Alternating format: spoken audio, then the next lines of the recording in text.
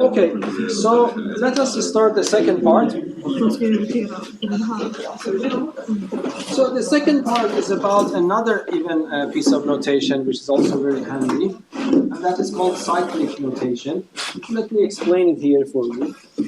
So, for example, let us say that I have S sub 3 and I have a phi, the bijective function in S3.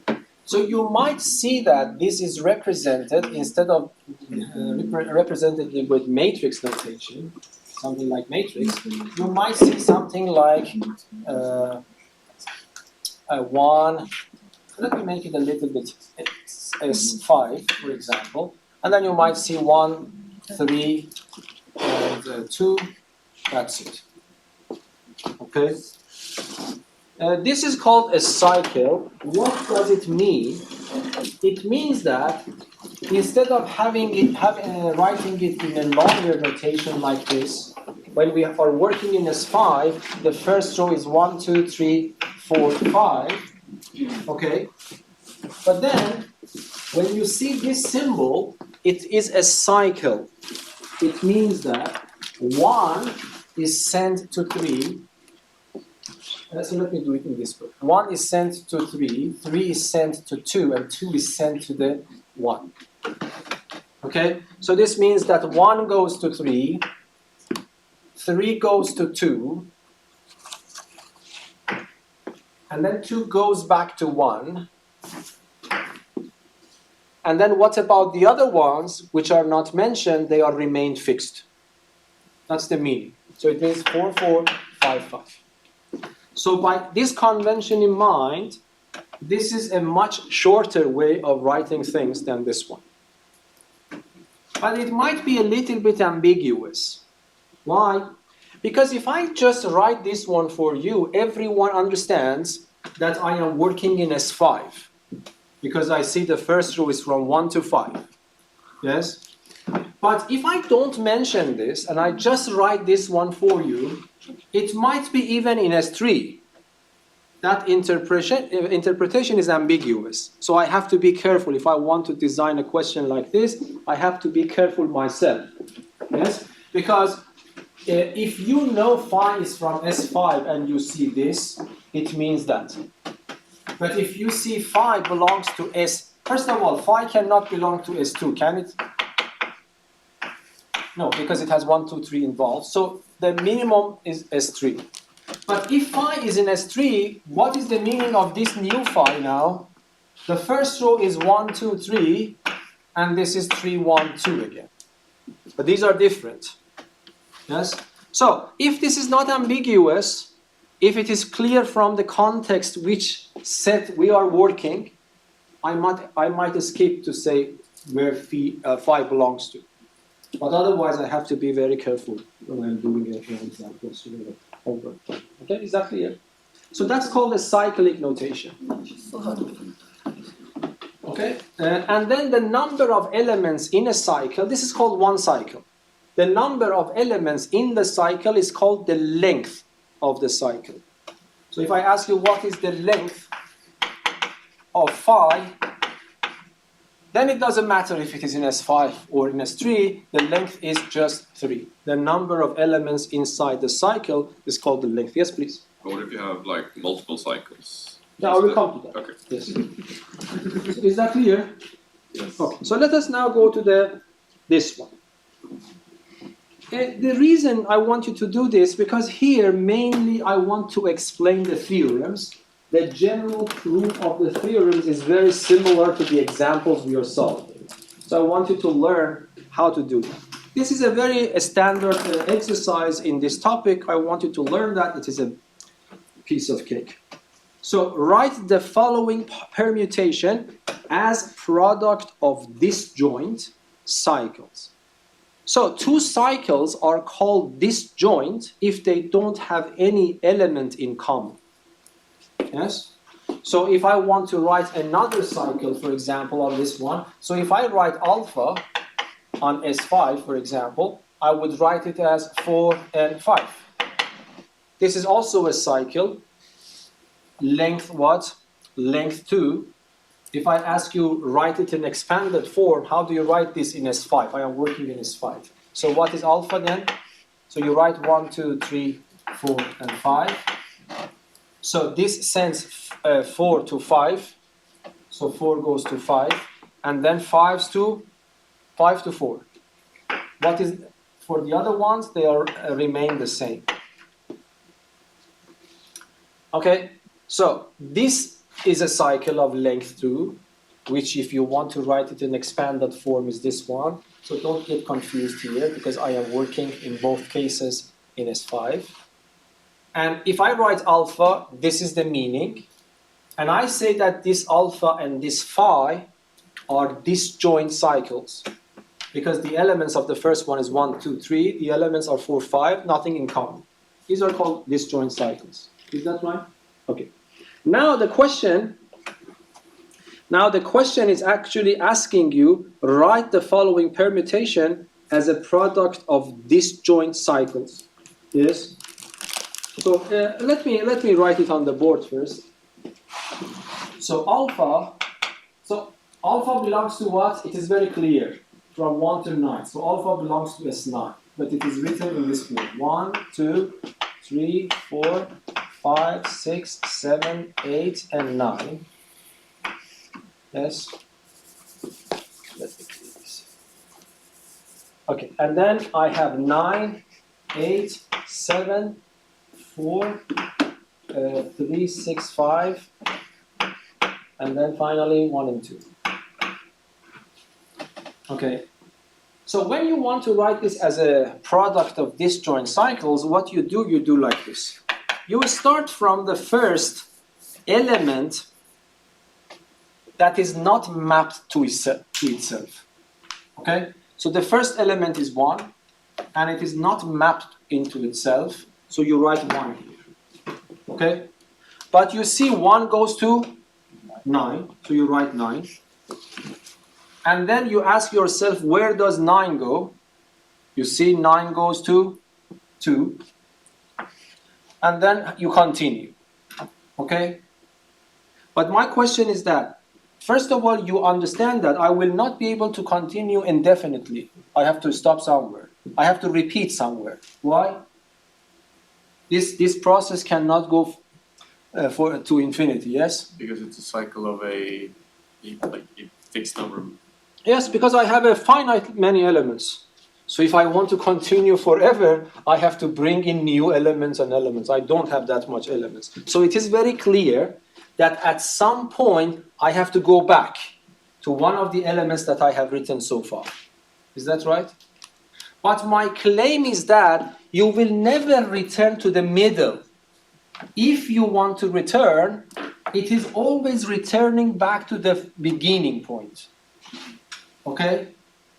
Do you understand what I mean? But I want you to tell me why this is happening.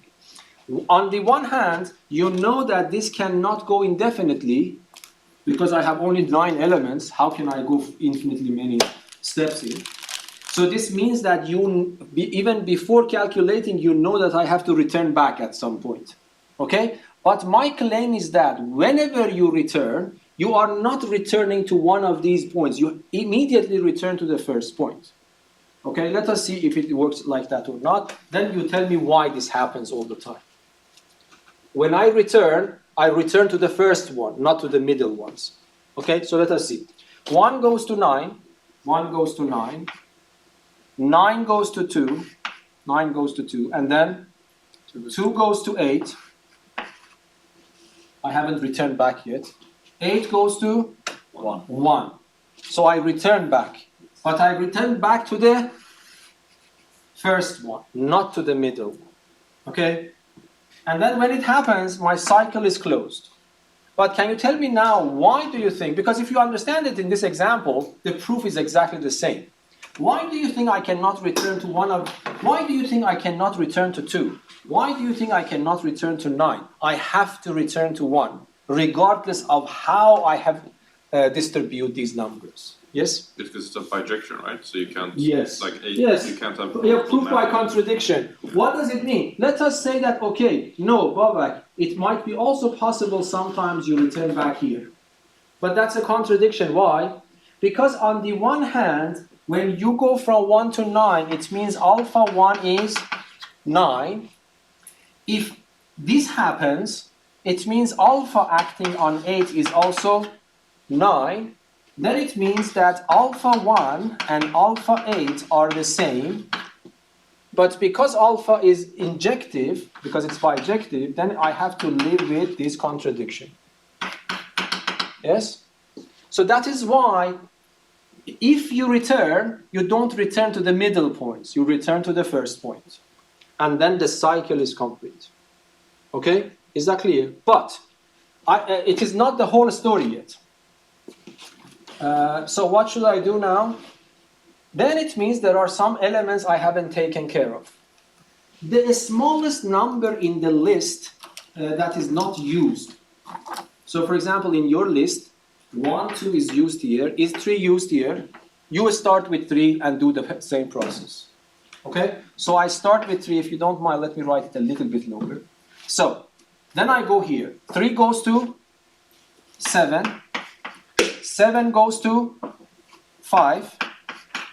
5 goes to 3. End of the, you see, again, I return back to the same point.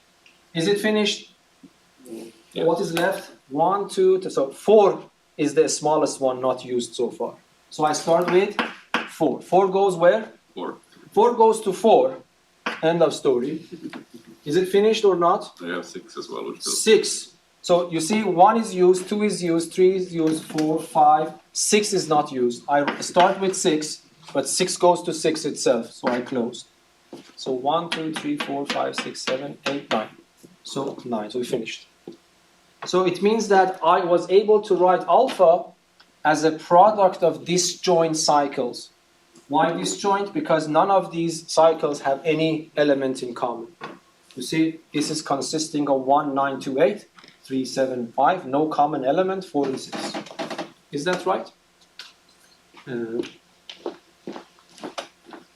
Okay, so, and then,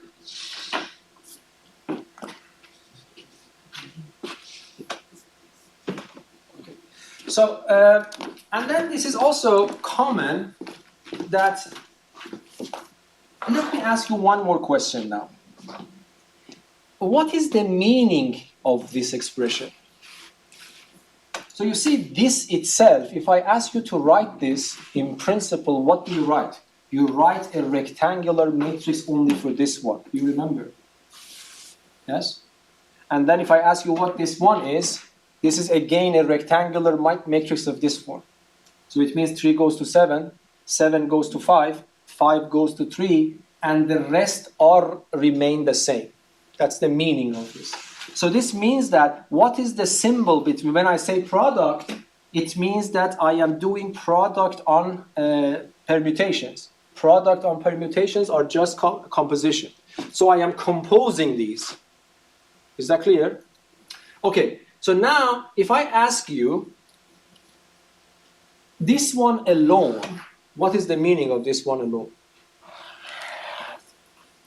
It sends 4 to 4, but because nothing else is mentioned in the cycle, this will keep all of them intact. So it's the identity. So that's the identity. Is that right? Because what is the meaning? If I ask you to write this, so let me write this, I'm a little bit lazy this way. So this is 1, 2, 3, 4, 5, 6, 7, 8, 9. If I ask you to write this in the expanded form, you would say that 1 is not here, so it means 1 is fixed. 2 is not here, 2 is fixed. 3 is sent to 7. 7 is sent to 5. 5 is sent to 3. The other ones are remained fixed. That's the meaning of this one particular one here. Yes? Do you remember? Don't get confused. Do you remember? I still have it on the board. Yes? I asked you to write this in the expanded form. You did that. So now I am asking you to write this one in this expanded form. And if I ask you the same question here, write this in the expanded form, what do?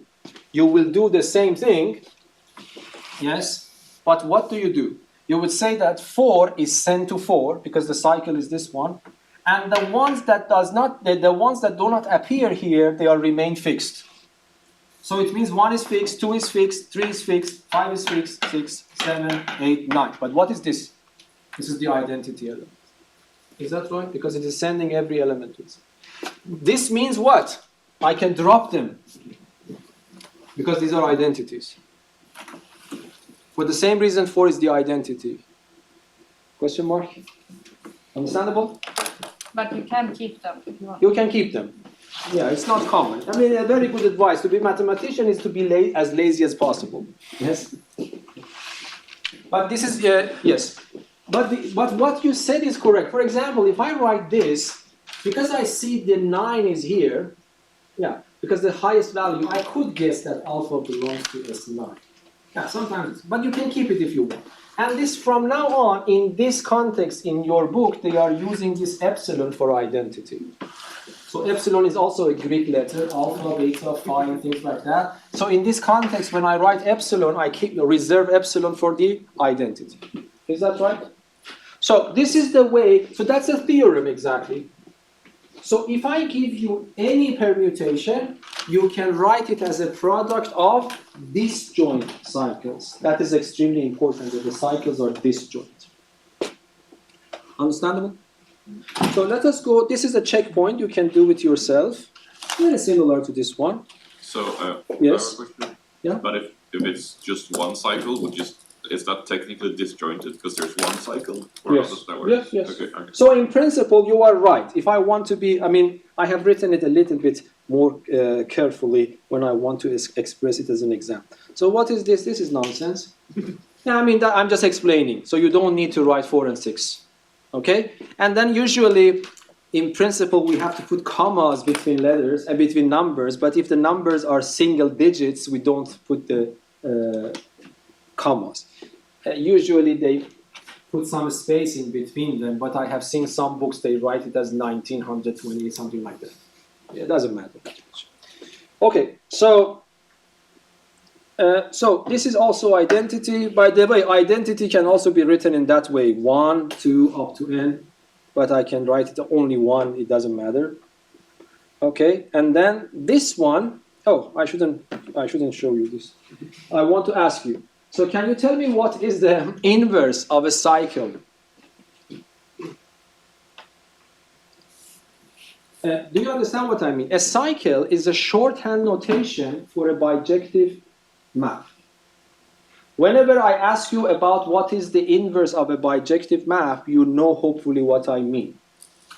But because I want to be quick in my calculations, I want to know immediately if you give me in its matrix form, yes, if I ask you what is phi inverse, do you remember what we did? We flip them and then arrange them, yes? So that is the fast way. And now I am asking you the same question. Let us say that I am working in S3. I am working in S3. Let us make it as 5, and I give you phi to be 1, 4, 2. So you know what I mean now. I mean I have a bijective that sends 1 to 4, 4 to 2, 2 to 1, and every other ones are left intact. Now, I'm asking you, if I have this notation, is there any quick way to write phi inverse? Yes? You just change the order and read it the other way. So can you tell me what? 2 for 1. 2 for 1. Can you defend yourself? Yes, so 5 has 1 goes on 4, so then 4 has to go back on. Yes, 1. exactly. So yeah. that's why we Exactly. change the order. So it means that, so this means 1 goes to 4, 4 goes to 2, Yeah. so 2 goes to 1. Yeah. So phi inverse should take me the other way around. So it goes 2, 4, 1. And this is exactly, because 4 goes to 2, 2 should go to 4. So it's exactly the same thing. So it's very simple. If you have it in the phi, in the cycle notation, that write it the other way around. Yes, please. Do we need to start with the smallest element? Like, do we No, need no, to no. rearrange it to You its... have to rearrange it from right to left. Yes, but now that we have the inverse, do we have to rearrange that to 1? No, you 2, don't 3? have to. Okay. By the way, that's a very good point. A cycle has different forms. Okay, a very, very good question. Sorry, I don't know why I didn't write it here. So for example, if I give you this, cycle is a really cycle. So this means that let us forget here. 1 goes to 4, 4 goes to 2, 2 goes to 1. Something like a cycle. Okay? There are 3 names for this cycle. It doesn't matter where is your starting point. You decide in which direction you are supposed to go in this direction, clockwise, for example. So you go 1 to 4, 4 to 2, 2 to 1. This was my starting point. But you can use this as your starting point. Then you can write it 4 goes but the same direction. 4 goes to 2, 2 goes to 1. So this is not a new cycle. That is the same cycle. Exactly the same cycle. What is another name of this cycle? Instead of starting with 4, I start from 2, but I go the same direction. So it becomes 2, 1, and 4.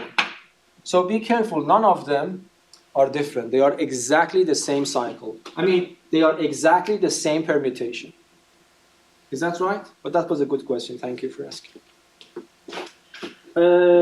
Okay. So now, this is the formula, so now you know it. And then we actually prove this one, but I want you to remember it. Every permutation of a finite set, of course, is either the identity, a single cycle, or a product of disjoint cycles. Yes? The proof is exactly what I described for that example. That's the same. Okay. This one, this is also a good exercise. I will do this, we will do it together. So I have given you alpha and beta from S8. Now, alpha is decomposed to disjoint cycles, that's clear. Beta itself is also composed of disjoint cycles, but now what I want the composition alpha after beta and beta after alpha as a product of disjoint cycles. This is also very simple. We can immediately understand that. So let us write it here. So alpha is what? 1, 3, 2, 7, 4, 5, 6, and beta is equal to 1, 2, 3, 7, and then 6, 4, 8. Yes?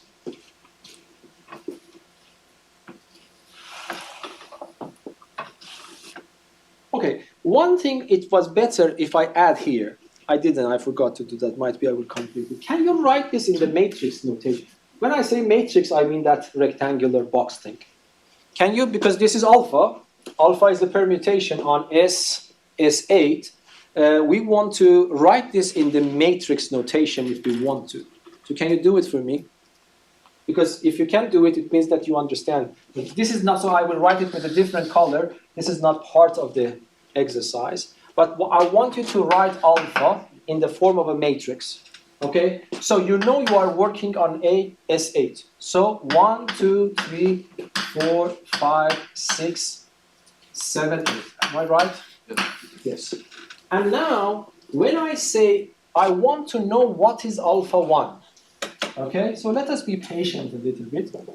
I want to know what number I have to put here. It means I want to know what is alpha 1. Okay? But alpha is given to be this. So let me be patient once. I will be patient once, then I will do it quickly, okay? And then 4, 5, 6. I am supposed to, I don't know how to write it because you will get confused with single cycle. So, how should I write it? Dot. No, I don't know how. Okay? So this is alpha acting on 1. This is my alpha. I want to act alpha on 1. So which one? This itself is a permutation. This is a permutation, this is a permutation. This comes after this comes after that. So when I send 1 in, which permutation acts first? This one. So when I send it in, what happens to 1 in passage of this? It's 1. It remains 1. Because this is a cycle that only changes 4, 5, and 6. It has nothing to do with numbers except these three. So when you send 1 to here, it remains 1. Do you see that? Yes or no? If you are confused, write it in the expanded form. In the expanded form, 4 goes to 5, 5 goes to 6, 6 goes to 4, but every other number, including 1, remains 1. So when I send 1 to this one, this will not be able to do anything with 1. Okay? It's like in a spy, yes, in filter here. And then it goes in. Then what happens? This one is also not good, but probably this is America or Russia, I don't know. So this will catch the 1. Yes? So this doesn't understand that, and this doesn't understand this is coming, and then this one detects that. Yes? So, but you tell me, what is the answer? So, this will go here, but it reaches here. This cycle is acting on 1. What is the role of the cycle? The role of this cycle is sending 1 to 3, 3 to 1, and everything else intact. But I am sending 1 into it. So it changed 1 to 3, yes? So this is 3. Yes or no? So this means this question mark is 3. Look, I just want you to do next one for me. So can you fill up this question mark in your head? So you have to change this to 2. Okay? And then say what happens.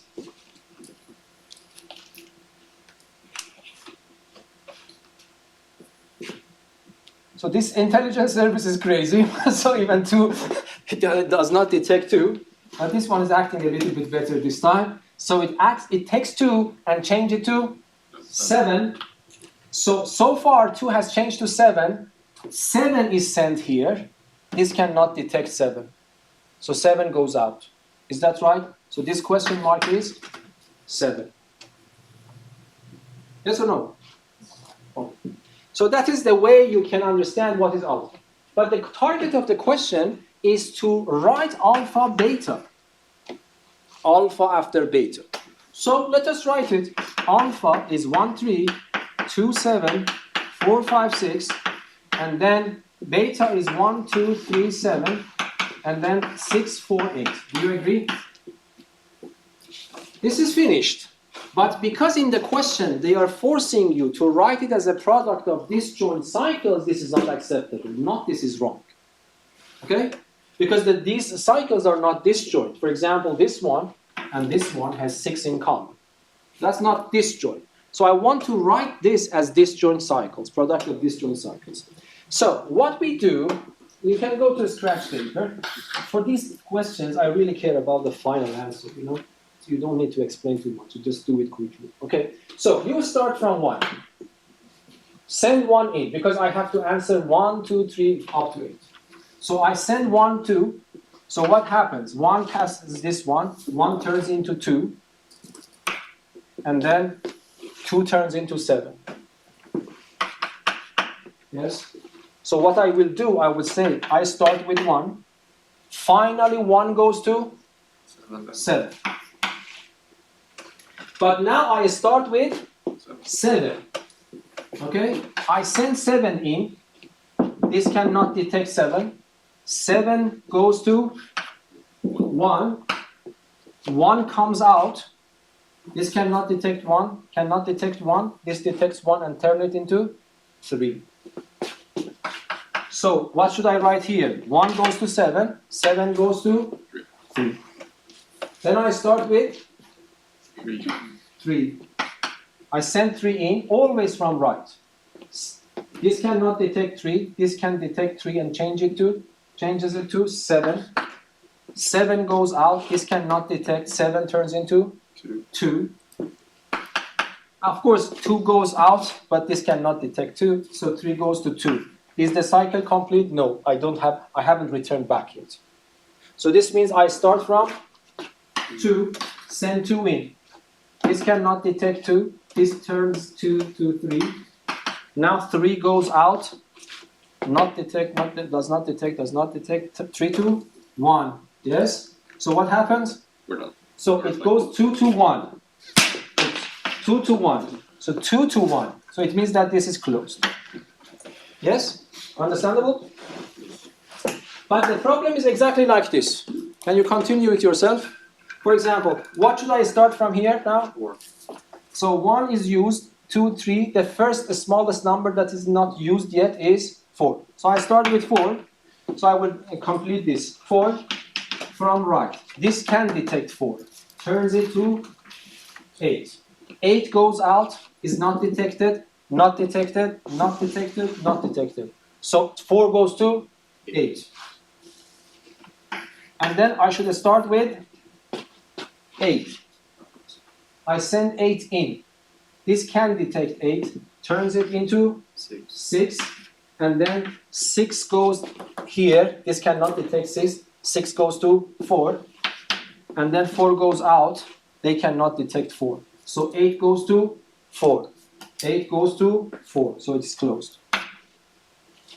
Is that right? So you can continue like this, but you have to finish everything. So continue.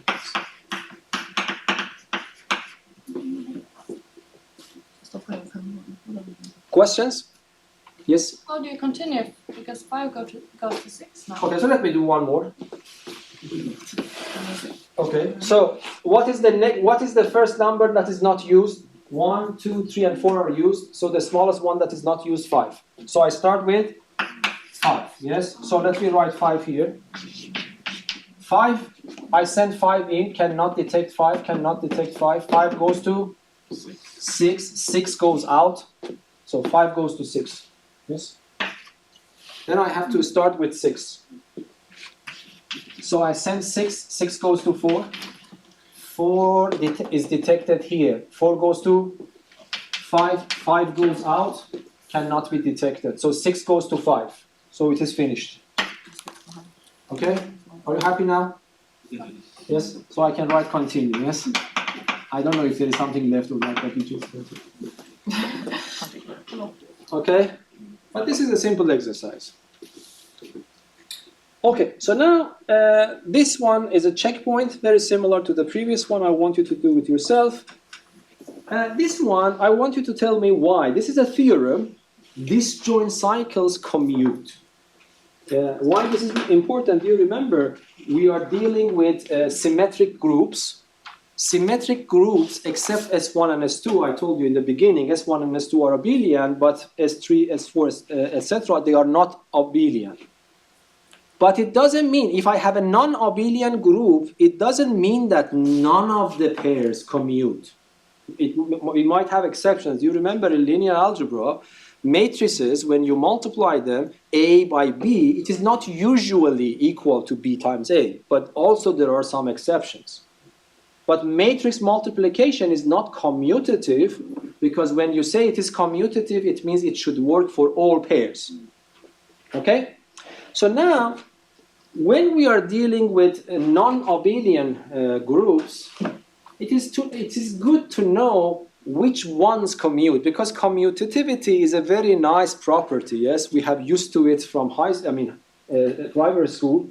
So if some operation is commutative, it is actually very helpful. For example, if I have a commutative A and B, then I can use my familiar formula. But if they are not commutative, this formula that I am used to is gone. Yes? So I have more restrictions. Okay, so now I want to wait for you. Can you somehow see that why this is correct? If I give you 2 cycles, what do I mean again by 2 cycles? I mean I have 2 bijective functions. For example, when I say I have 2 cycles, it means I have 2 bijective functions. FOG and GOF. Hopefully you even remember from calculus that FOG is not usually equal to GOF. Okay? So that's the same story here. So if I give you 2 cycles, cycles are representing bijective functions, there is no guarantee that I can commute them. But this is a very, very simple fact that if I have disjoint cycles, they commute. Can you feel why? Just 30 seconds. Yeah, try to think about it. So for example, I will write, let me write it for you here. So for example, let me say that I have A1, A2, up to AN, but B1, B2, up to BM. imagine that none of the A's is equal to any of the B's. This is a cycle of length n, this is a cycle of length n, and I am assuming that none of them are the same, so these are disjoint cycles. What I want you to convince me that I can commute them. Yes? B1, B2, Bm, and then I have A1, A2, Am. Why do you think this is the case? Yes? Because if you send in an element from the right, as you did Mhm. before, only one of the cycles will act on it, since they are disjoint. So then Yes, the order then of the what? cycles doesn't matter, since there's always one of the cycles that will act on But you that have to element. be careful, because you know that what is the domain here? The domain, I am assuming that I am working on Sn. So I have to convince myself any number from 1 to n that I send to the left becomes equal to the same when I send it to the right. Not the ones you see in the list only. Yes? So might be, let me change the index, let me write it I, let me write it J, so that this n is not confused with that n. You know, for example, you have a, for example, if you are working in S8, then you have 1, for example, 2 and 5 multiplied by, for example, what? 4 and 8. Yes? 1, yes. I want you to tell me again, why do you think that this is the case? I want you to understand, if I want to prove this, what do I have on the left? It's a function. What do I have on the right? That's a function. If I want to show that the functions are equal, I have to show they act the same on all domain elements, not the ones that just appear here. But what you are saying is correct, I agree with you. But you have to check the left, so let me call the left side, function f, let me call the right side function g. If I want to show f and g are the same, it is not just enough to consider 1, 2, 5, 4, and 8 that I see. I have to make sure that this is also the same for numbers from 1 to up to 8. Yes? So you have to consider 3 cases. One case, the number you send in does not appear here or there. One case, it appears only in here, not here. One case, it appears here, not there. So these are the 3 cases we have to consider to confirm this equality. Do you understand why? This is important. Because equality of 2 functions means the functions act the same on all domain elements, not just the ones you see in the list. But this is again simple, exactly as she said. So if I choose a number from S8, from 1 to 8, which is neither here nor here, what will happen if I send that number here? For example, if I send 3 here, this will not change 3, this will not change 3, so what goes out at the end from the right side? 3. But if I send 3 here, this will not change 3, this will not change 3, I will receive 3 back. So if this acts on 3, it's the same as if this one acts on 3. Yes? So for any number that you don't see in the list, this is the case. None of them will change. And if I send 1 in, 1 appears here but not here. So it means 1 change it to 2, but 2 will pass from here. So I will get 2 at the end. This doesn't happen. So if I send 1 here, this will not see 1, this will send 1 to 2. So if I have disjoint cycles, no matter what I send in, the results will be the same. Understandable? Yes, that's good. Okay, so remember this. This question is also good. I want you to remember it, but I want you to think about it yourself. But let me ask your opinion here, without even looking at this. So if we are working in S4, and I give you phi to be 1, 2, and 4, and I ask you what is the order of this cycle. Do you remember what is the order of cycle? Can you define it for me? What do I mean by this question? First of all, do you agree this question makes sense? Yes, because I feel you are tired, I have to start waking you up. Okay? So I don't know why you get tired. This is a very beautiful lesson, yes? I am more excited than you are. By the way, I know what is the end of the show. So you might not, for example, you are watching a movie, you don't know what's happening. So it is actually, you should be more interested, yes? I already know the end of the show, but I pretend that as if I don't know what's happening. Yes? Yes? Follow Nietzsche, yes? You know that in the Western civilization, and which is dominating the world, so we say that, okay, there is no meaning to the life. Yeah, because we die when we just become nothing. Okay? So if this is our ontology, then it means there is no meaning to the life, to be honest. So what Nietzsche says is that because the life outside doesn't have a meaning, there is only one way to live, is to make meaning inside you and project it on the meaningless world. Then the world becomes meaningful, and then I start doing a meaningful life. But it's better than nothing, you know? Eventually we will die. Okay?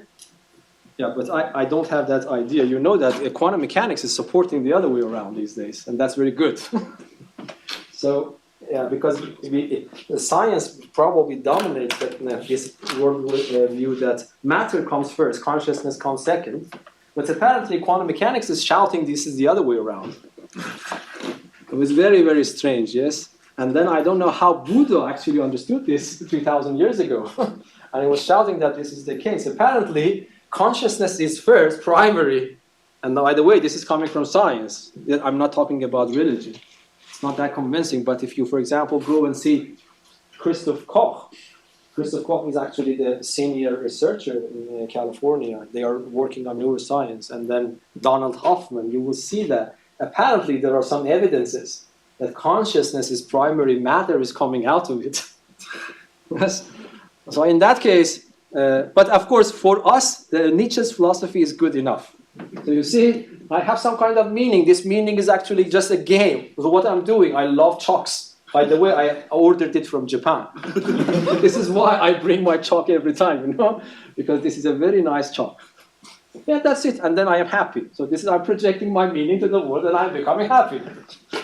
Yeah, why you're tired? This is a very beautiful thing, isn't it? Yes? Yes? Yes?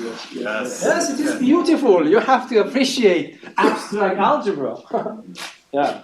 And then we go to mathematical analysis. That's also very beautiful. Okay. That's great. Is that okay now? Are you fresh? Yes. You shouldn't get tired. You know, after you leave, probably I will stay and do some problems to upload the full videos. And I'm 52, by the way. I'm getting to be 53. You're much younger than me. Yes. And I am jobless, you know. So in 2 months, 2 months and 3 months, I will be jobless again. God, you know. But that's the whole point. You have to find your meaning in life. Yes.